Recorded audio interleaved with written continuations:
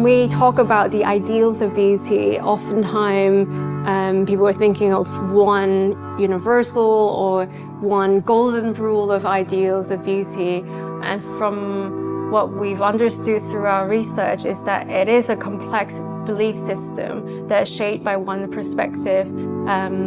Again, from familial context, from personal history, wider sociocultural history, from geography, where one's community or one person is situated in. And that ideals is often constantly changing, which is why we explore what is the cult of beauty, is about that search, and why have we never ceased to search for millennia. We're still today searching with a quicker pace, with more means, with more access, but we don't seem to have an answer. And I think the fact is that even though it's logical to know that everything is evolving and nothing is constant, so in the earthly realm, everything is ephemeral, but there's this almost irrational obsession, even knowing something is unattainable and still be fixated, that believe that there's also a sense of human superiority,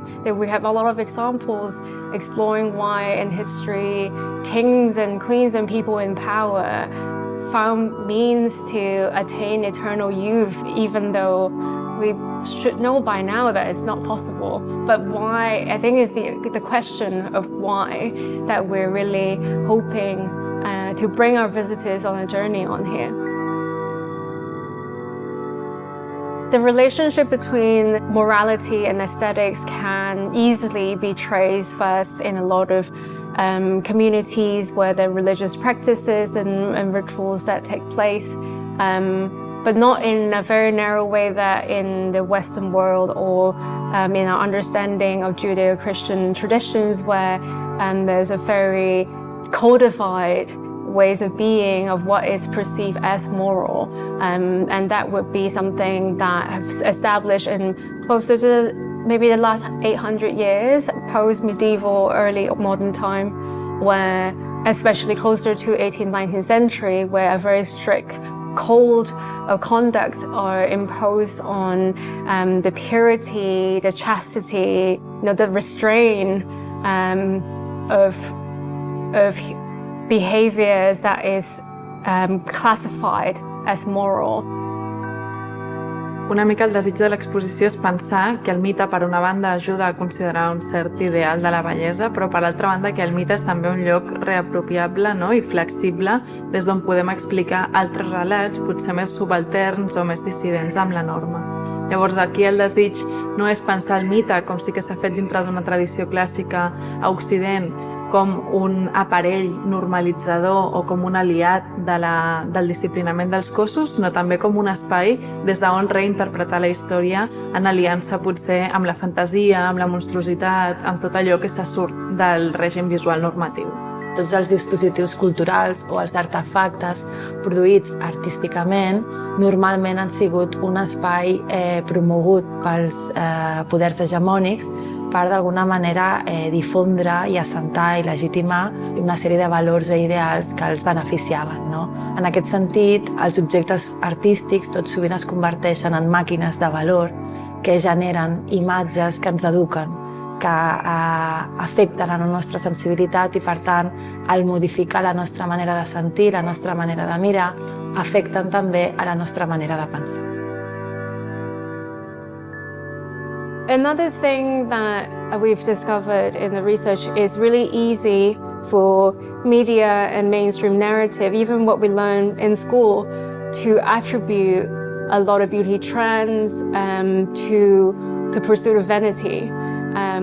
Increasingly, you see people wearing red LED-like mask or oxygen treatment, electric treatment for beauty purposes. But actually, a lot of them have origins in medicine and pharmaceuticals. They're devices first invented to treat diseases like TB. But these links are never made explicit. A lot of them turn into domesticated scale of products to be sold and be profited by these companies. from around 1880s to 1910s, 1920s, you can see how beauty aesthetics also affected pharmacy marketing. So after COVID, this is kind of around the same time when we began researching on the exhibition, and you saw a rise of social media use where beauty and well-being and self-care become such a big theme, because after confinement in domestic spaces for some people a year, some people more, 1 or 2 years, how we see ourselves become quite restricted in the home space. And that's actually where having these channels allow people a platform to have self-expression, to still dress up, still put makeup on. A lot of makeup trends came up in that period online. So actually with the beginning of the boom, we saw a lot more of the liberation of what was impossible in mainstream media pre-COVID. And obviously, to all technology, they're both sides of the same coin. And we also saw the rise of advertisement of plastic surgery and how procedures with the, of mass consumption of plastic surgery became more accessible, not just the reach of online access and understanding what procedures are out there.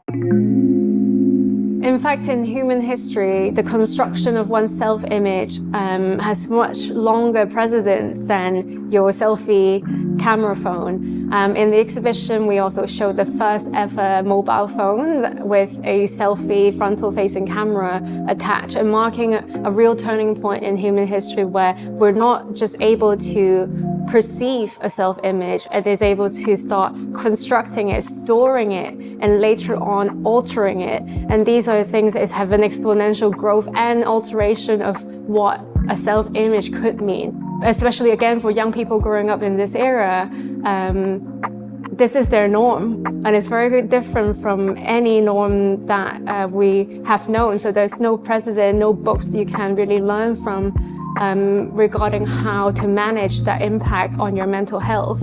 And so there are other works in the exhibition that address the issue of how these self-representation in internet can interfere with one's mental health. So the term in medicine, selfitis, or other mental health disorder that are specifically referring to taking selfies and online cyberbullying that comes out of the exchange of these self-representations online.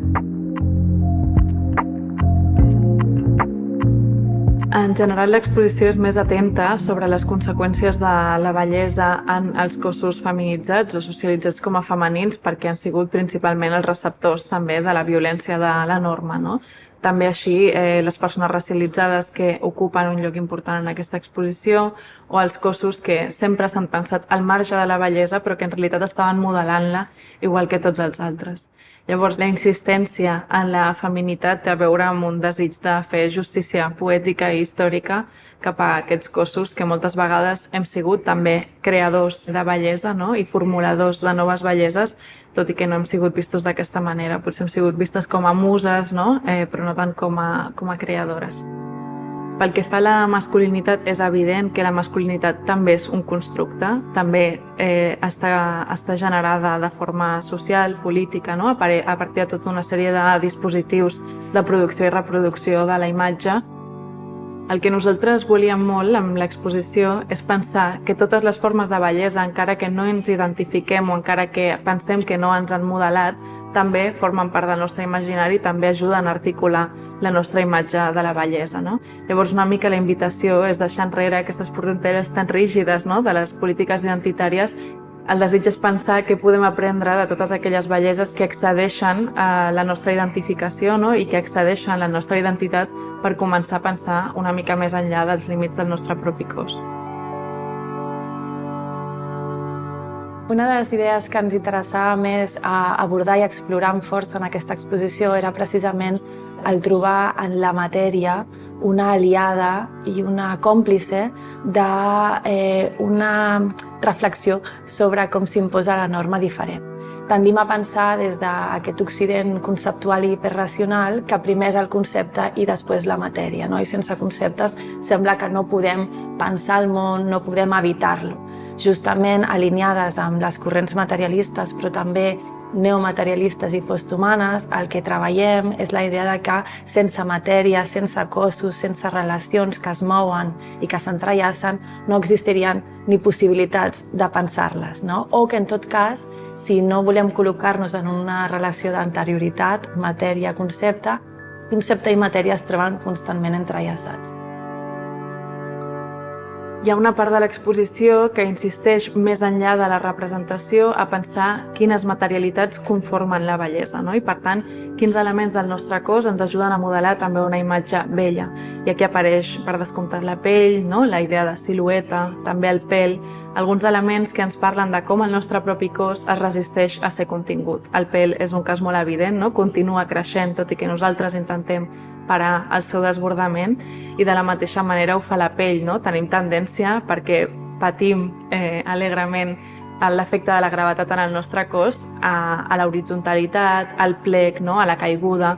Per tant, alinear-nos amb aquests efectes de la matèria del nostre propi cos és simplement intentar estar en pau amb allò que li passa a un cos al llarg del seu procés vital, no? I per tant, aquesta afirmació de la bellesa com una qualitat vital és també una afirmació molt vitalista, no? És una afirmació de la vida des de la capacitat del cos de desbordar els seus propis límits.